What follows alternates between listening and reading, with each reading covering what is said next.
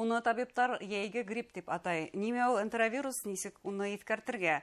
Һаумыһығыҙ, эфирда интервью, студияла Гөлсимә Эштанова. Яйге хәүефһеҙлек ҡағиҙәләрен Рәсәйгә ҡулланыусылар хоҡуҡтарын яҡлау буйынса федераль хеҙмәттең Башҡортостан идаралығы баш белгес эксперты Гөлфиә Сәләхетдинова әйткә төшөрә. Һаумыһығыҙ. Гөлфиә Мөхәммәтовна, шулай итеп, табиптар уны яйге грипп дип атай. Ниме ул энтеровирус?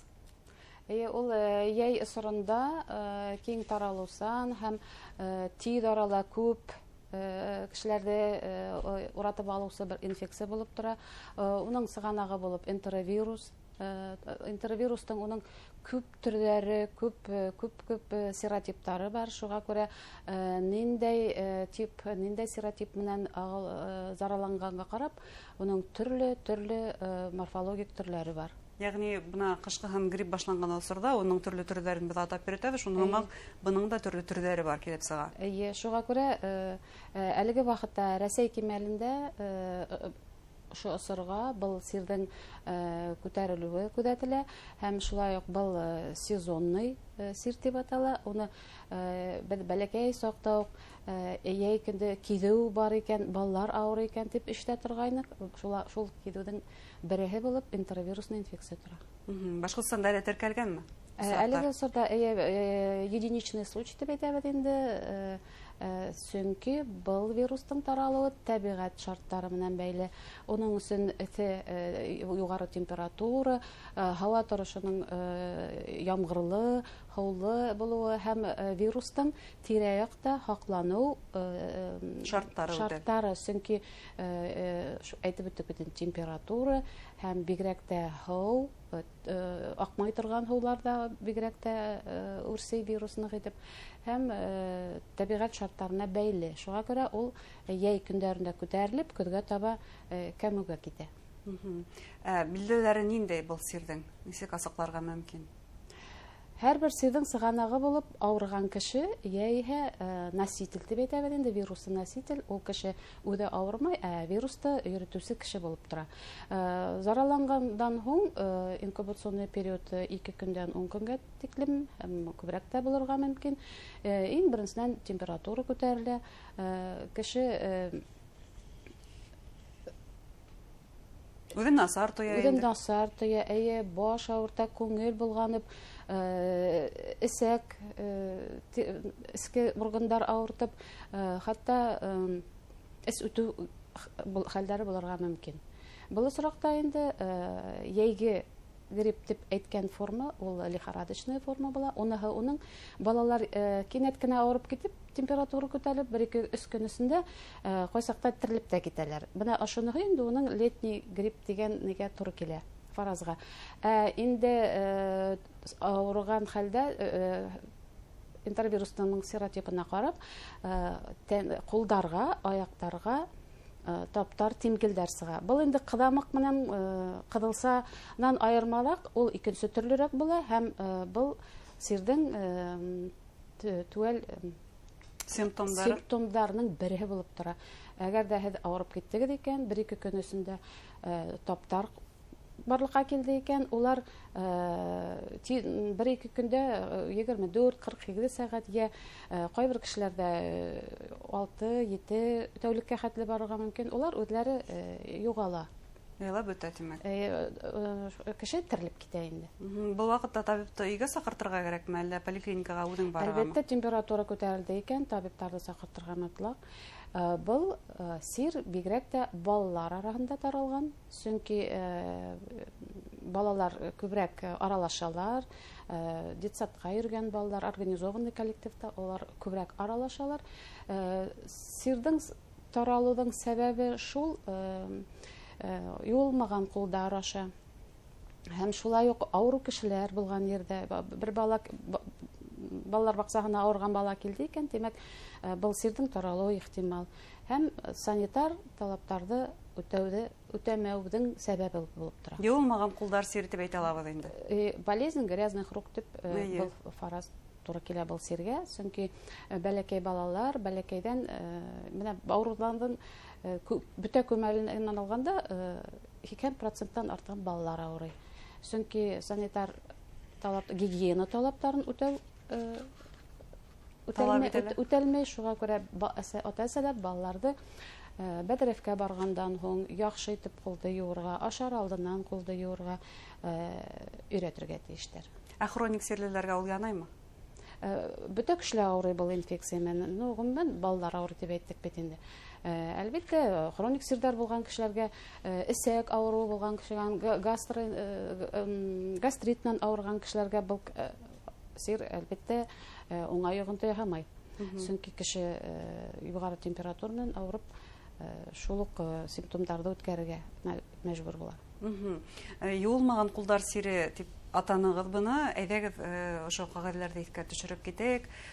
Мәсәлән, елга буенда ял иткән вакытта һавыны бирәһең, кулда юып тору кайгы юк, менә шул вакытта ял итәргә йөрибез, табигать кысагында ялтырга. Әлеге көндә көн болытлы булса да, кояшлы көндәрдә барыбыз да табигатькә ашкынабыз һәм әйтеп биттек вирус һаулы урында үрсей һәм һау ингәндә балаларга һауды йотмаска аңлатырга кирәк, чөнки шул рәвештә зарарланырга мөмкин. Шулай ук бассейннарда был хәвефле бар. Әгәр дә инде эпидсезон шундый эләктегез икән, бассейнда санитар талаптарны үтәмәйләр икән, был бассейнда таралырга мөмкин. Һәм шулай ук фонтандар. Нык эссе көндәрдә фонтанда һау циркулирует дип әйтәне, әйләнә тора бит. Ул бер үк һау әгәр зарарланган икән, онда вируска уңайлы шартлар бар. Балалар шунда һау ингәндә, улар ул һауды эсәләр дә, юыналар да, шунда шуңа күрә бу бер зарарлануның бер сыганагы булып тора. Иң мөһиме һауды йотмаска. Һауды йотмаска, пляжга һуйнырга барганда яшелсә емеште өйдә юып, таза итеп алып, контейнерга салып, тиз арала булып торган продукцияны алып бармаска һәм әлбәттә кулды юырга. Хәзер бит проблема түгел инде, гигиеник салфеткалар бар, тик кулдар, таза кулдар. Һәм үҙең менән таза һау эсергә алып барырга. Һау мотлак яһә бутилированный булырга тиеш, инде өйдән яһалып алып барылган балаларга компот, исемлектәр, әсәйдәр алдан хәстәрләргә тиеш. Яшелсә емештәр турында әйттегез. Республикага килтерелгән яшелсә емештәр, улар мөгаен тикшерелү үтәлер. Хатуга сыгарылган. Сауда үҙәгенә килгән һәрбер елек, емеш, бөтә продукция ул санитар талаптарга Җавап бирә. Җавап бирергә тиеш һәм юридик шәхес, сауда үҙәге сауданы алып барган юридик шәхес был талаптарды үтәргә тиеш. Әгәр дә был сорактан без әйтәбез инде, менә юл буенда хатып алынган елек бар бит инде. Ул вакытта инде был шарттарга был үҙегез җаваплы буласыз. Үҙегез җаваплыгы, чөнки хату рөхсәт ителмәгән урында алынган продукцияга үҙегез генә җавап бирәгез инде. Шулай кайдалыр йыелган имеш електе хатып алганда ла җаваплылык үҙеңә. Транспортировка, уны кайда хаклагандар, ниндәй шарттарда хаклагандар, һәрбер продукцияны, һәрбер яшелсә емештең уның хаклану саралары бар, уларды үтәргә кирәк. Айруса был буна кайдалыр йыелганлыгын белмәйбез. Һәм нимәгә нисек өлгергәнен дә белмәйбез. Шулай бит, димәк, бу яһәттән хак булырга кирәк. Яй көне тагын нинди кагыйдәләрдә истә тотырга һәткәнгәш итәһегез. Әлбәттә, ул кулдарды мотлак юып торырга тагыла. Ниндәй хәвеф бездә хагалауы ихтимал? Сезонный сирләрдән шул кишечный инфекция дип әйтәм. Бөтә кишечный инфекцияларда улар яй көндә югары температура булганда адык-түлекте хаклау шартларын үтәмәгәндә барлыкка килә. Һәм шулай ук яшелсә емеш менән агылану карбыз сезоны башлана бит инде. Бул инде менә хатусыларның хатып алусы кеше карбызы тулайым алырга тиеш дип тәкъдим итәбез. Чөнки бүленгән тәмләп карау кирәкме? Тәмләп карарга бигрәк тә кирәкмәй, чөнки карбызы тулайым түңәрәк килеш һатып алырга кирәк, чөнки уны бүлеп һатырга рөхсәт ителмәй. Ул бүленгән карбыз нисә көн ятканында, уны ул битендә һаванан да, кеше кулдарыннан да бактериялар унда эләгергә мөмкин. Улар унда уңайлы шартларга эләгә, уларында күбәяләр һәм кеше уны алып кайтып ашаганда агуланырга мөмкин. Һәм шулай ук эҫе көндәр башланган икән, кояш теймәһен өчен һаклану сараларын күрергә кирәк, гигиена талаптары. Һәм шулай ук һәрбер ял иткән ердә һәрбер нәмәнең үзенең вакыты бар. Әгәр дә без кызынабыз икән, артыгын кызынырмаска, ниндәй вакытта балаларга ярай кызынырга, бөтә табигать белән булган физик факторлар тигән урындарда һәрбер нәмәнең самаһы булырга тиеш. Истә тотырга тиеш бу кагыйдәләрдә. Әгәр дә һез үдегеҙҙе насар тояһығыҙ икән, температура күтәрелгән, был осраҡта инде медицина организациясына мөрәжәғәт итергә кәрәк ваҡытында. Гөлфиә Мөхәммәтовна, әйтегеҙ әле, бына йәй башланһа, беҙ һәр ваҡыт сысҡан биҙгәге, талпандар тураһында иҫкәртә төшәбеҙ. Йәй уртаһында был хәүеф янаймы беҙгә, юҡмы? Геморрагик лихорадка ул йыл әйләнәһенә теркәлеп килә, сөнки ул сельхоз Ауыл хужалығы эштәре менән бәйле, еләккә йөрөү менән бәйле, бесән эшләү менән бәйле. Шуға күрә кем табигать белән күбрәк аралаша, был сирҙәр менән сирләү ихтималлығы бар. Ихтималлығы бар, сөнки булар геморрагик лихорадка, клещевой энцефалит, улар барыһы ла природный очаговые заболевания дип әйтәбез. Улар табигать менән аралашыу менән бәйләнгән сирдәр. Әлеге көндә талпандар талпандар ҡаҙалыу менән мөрәжәғәт итеүселәрҙең һаны үткән йылға ҡарағанда күпкә күп. Был инде беҙҙең менә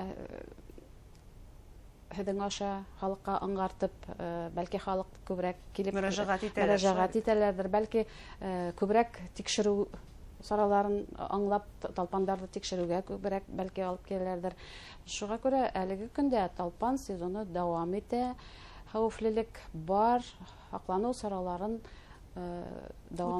үтәргә, дауам итергә кәрәк. Сөнки талпандар улар көҙгө һыуыҡҡа хәтле актив булалар. Икенсе волна тип әйтәбеҙ инде, беҙҙең талпандарҙың үрсеү циклы буйынса август-сентябрь айларында тағын яңынан да активлашалар улар. Шуға күрә август-сентябрь айларында беҙ тағын да талпандарҙың активлашыуын мониторинг буйынса көтөп торабыҙ. Димәк, һаҡланыу сараларын онотмаҫҡа. Ҙур рәхмәт һеҙгә әңгәмәгеҙ өсөн һәм кәңәштәрегеҙгә. Хөрмәтле тамашасылар, Рәсәй ҡулланыусылар хоҡуҡтарын яҡлау буйынса федераль хеҙмәттең Башҡортостан идаралығы баш белгес эксперты Гөлфиә Сәләхетдинова менән йәйге хәүефһеҙлек ҡағиҙәләрен иҫкә төшөрҙөк. Һау булығыҙ.